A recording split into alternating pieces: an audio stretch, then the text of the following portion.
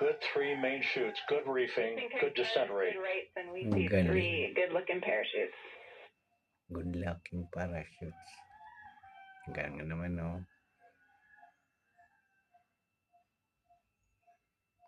Ganun din. Ang layo pa pala. Diyos ko. Kala ko malapit na. Ayan na, oh. Ang ganda tingnan. Wow. Integrity copies. Tataka This ako. is a Tatlo perfect lang ang descent for parachute. integrity. Apat ang Its crew. crew sounding Hale and Hardy on board. Ang cute naman. Time to splash down 1 minute 15 seconds. Oh, 1 minute pa daw bago mag sa dagat. Naputi na pula yung parachutes. Reflection siguro sa araw.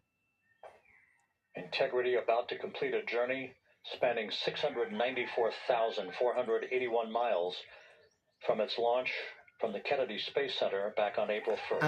Yung parachute hindi siguro sa tao, para sa para maging hindi sobra ang impact pagbagsak sa dagat. Para maano yung gravitational pull, mabawasan ang puwersa. Kaya siguro may parachute. Maging minimal ang puwersa.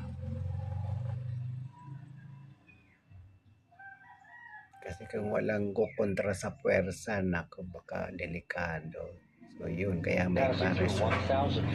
Hindi pa yan ang tao.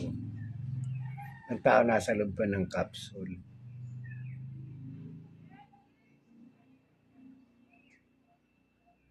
$1,000 feet pa. Lapit na yan.